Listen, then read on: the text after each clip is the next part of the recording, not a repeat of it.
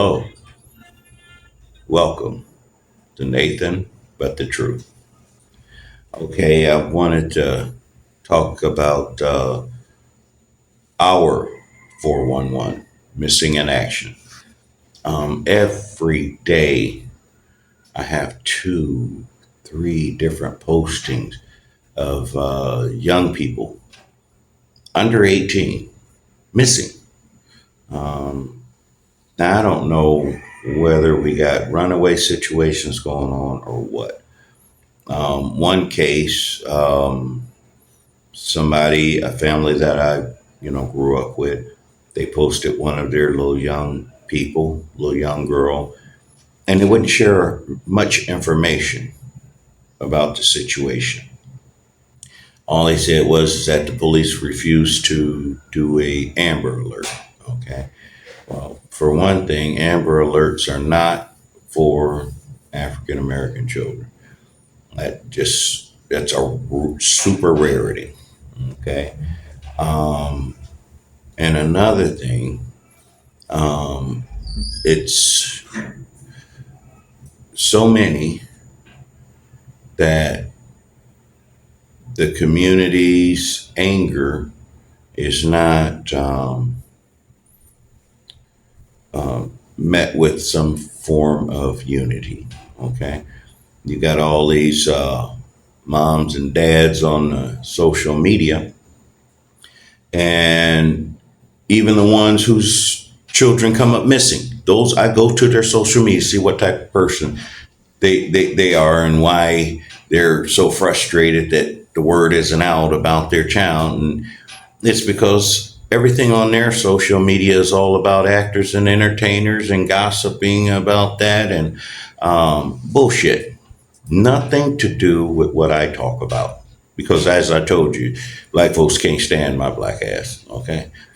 Because I talk about what we need to be talking about, okay? I only delve in truth. I try to warn you guys about this and other videos and stuff. Um, when you talk about exploitation and uh, human trafficking, sex trafficking, okay, the majority of the victims are young black children, okay?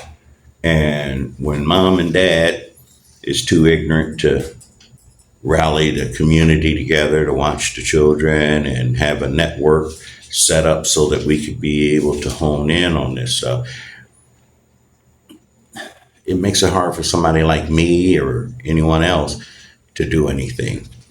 Um, I told you guys before, um, it's a high percentage. I think it's like 75% of these young black men and women who come up missing, their last encounter was with a police officer. You say, how do you know? Because every time a policeman pulls you over and uses that radio to call in your license tag or to call in your name on your social security,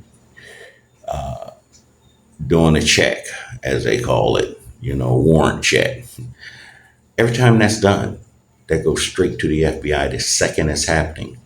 Okay, their database pick up every police stop in the country, and so many of these young black people, the last person to see them was a police officer.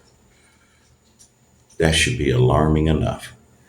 I'm advocating putting together a police database. Okay, a group of us get a group, got fellows together. We can do it. We don't go to the government to do this stuff. We don't go to the government to do Amber Alerts. Okay, those should be run by us. And I'm saying we can do that. That's what I'm trying to organize here. But I can't get nobody to help me organize it, not even them folks whose child is missing. And I feel sorry for their child, but I don't feel sorry for them, the anguish they have to feel, because damn it, when you got a man sitting up here in your face saying, hey, listen, help me, I'm getting ready to create a database, you guys, of all these dirty, low down cops and what they've been doing to people. Okay. On that database will be missing and exploited children, African American missing and exploited children. It'll be studied by everybody every day. We'll know our children. The community should know when a child come up missing and the circumstances surrounding it. One woman told me, she said, because I inboxed her and messaged her, I said, hey, listen, I said, this is so vague, this, posting that you guys are doing looking for your grandson. I said, it's too vague. I said, something's missing. I can read this and I tell something is missing. What's going on? And she said, well, the police sergeant lady told us not to divulge too much information. Ain't that a bitch? Why? Because it'll expose them. They're up to something. I'm exposed. I'm telling the whole damn story. Okay? Might give up too much information. There's no such thing when it comes to a missing child. Everybody should know every damn thing what's going on, and about that child. Okay? And so I'm telling you guys right now, get it together. Okay? Quit mocking people like me and what I'm trying to do here. All right? Um, you're you're going to the devil for civility and peace and calm. These people originated your terror in this country, and they fight like hell to keep it instilled. And your children are victims. You victim. Stop going to them. Quit relying on them. Okay? When somebody like me is telling you, I want to get people together, okay? And really, I'm gonna be honest with you, all I need is about maybe 20 fellows to come here. We talk, we sit, we get things together.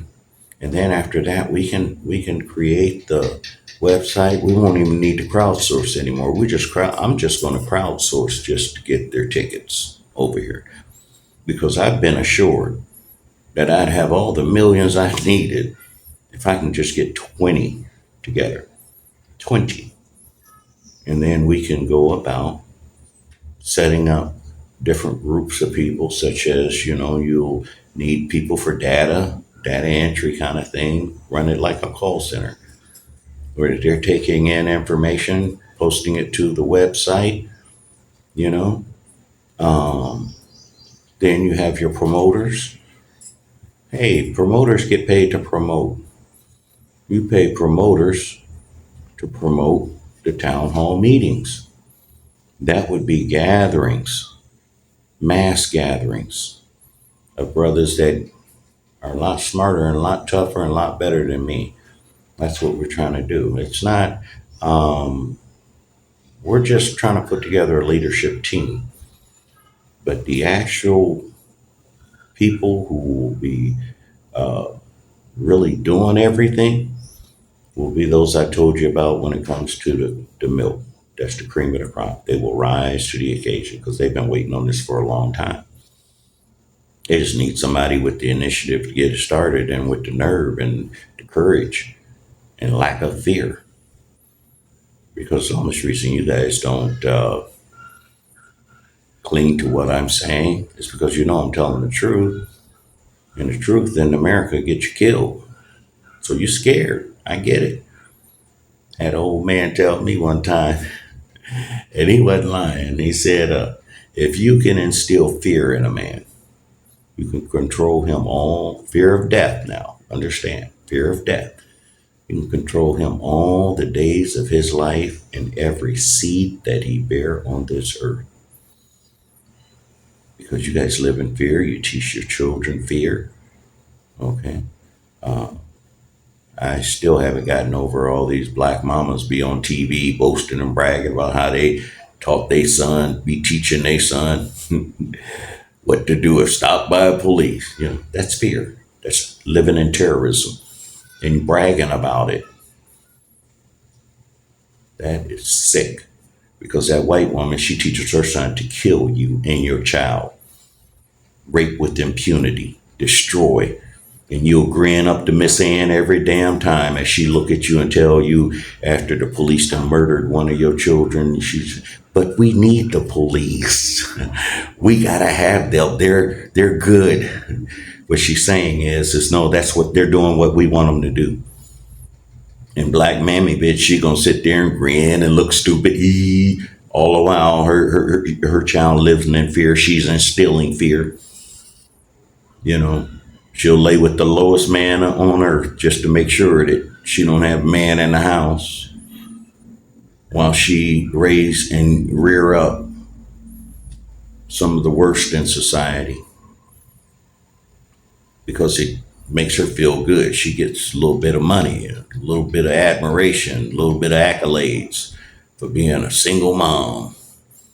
So no, they don't like guys like me. They ain't gonna turn around and be single mom with a kid like for me, because that means I'm gonna be there watching the child be raised. We know the game, okay?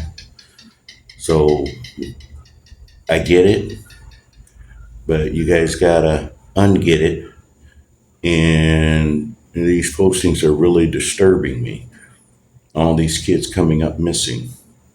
I can't imagine that many kids just running away from home because mom and dad ain't giving them bowl of ice cream for dessert. That's bullshit. They're not running away. Something's going on. And they're not coming back, most of them. When I hear, oh, so and so was found safe, I want to hear the details. You should be you went to social media to get this child. Child was found safe. What was the circumstance? What happened? Be in detail. We need to know. Because what we need to do is we need to get things together so that we will know how to go about, where to go about when these children come up missing, what the possibilities are. Maybe the child just decided, hey, wow, I just want to go and hide out at my friend's house. And, that's all fine and well. Maybe not for mom and dad, but the community, that's fine and well because we know that the child was safe. They were being rebellious. We need to know that because we need to know what circumstances causes the rebellion, because parents should say, hey, listen, we had a fight with our child, okay, about this, that, and the other. And the child ran off. Well, now we got an idea where to look, okay? Because a child that's going to fight with mom and dad is going to go to their closest friends, okay, to hide out. But if there was all peace in the house and the child just come up missing, we know that that's maybe something nefarious. And we really start looking under rocks. Because see, we don't know where to start. So do all of us a favor. Share my podcast, especially this one, and demand that, hey, listen, this guy here, he's recruiting older men, fly to the Philippines so that they could set up a senior leadership council. That's what I call it, because that's what it is. And in setting up the senior leadership council, we can get everything in that we need to move about without government oversight. Okay? You definitely need a police database. And in that database will be all type of things addressed in communities all across the country. Every community will have access to that database. Like let's say Columbus, Ohio. All the folks in Columbus, Ohio will be communicating in a small portal on that database. Okay, sharing different things, incidents that happen, things of concern. you know. I mean, if it ain't nothing but a road closure, in the community, you could share that. All kind of things. Those things will be available. Let me get that going. I can't get it going. I don't want you, per se, to do anything other than direct the right people to me. Okay? And we'll take it from there. So keep your baby safe. Keep them in communication. Um, know their friends. Be in communication with their friends and their friends' families and stuff. Go to their friends' houses, see what's inside of that house, see what type of people they are. Especially when you start getting these budding teenagers. They're 12, 13 years old. You should know everything about their friends' families as possible. When I was a kid, they called it the third degree. If you walked in that house with a girlfriend or a boyfriend or just a playground pal, boy, your mama and daddy sat down and started asking them questions. Who's your peoples? You know, and wanting to know everything about them. Where y'all live? Oh, I know your folks. And they do all that stuff. Those were important things. Do it again. Start it up again. So what if your kid is uncomfortable? Okay, but if something happened, you know where to go. You know where to start. You know, you met this person on social media. Okay, what? Let's see their social media. Let's see how they being raised. Let's see their parents' social media. What they putting out there for the world to see. Third degree, you guys. Okay, because we got a serious 411. I know I got a lot of people on my friends list, so therefore I'm going to get. When I say I'm getting 2 or 3 a day, okay, I have a lot of people on, but still, even with almost 5,000 people on your friends list, that's still way too many. What's going on? All right. So give me some feedback. Share this video. Okay. And whether you like it or not, share it because this is very important. All right. Hey, I love you. And I am Nathan Robinson, and I act quiet.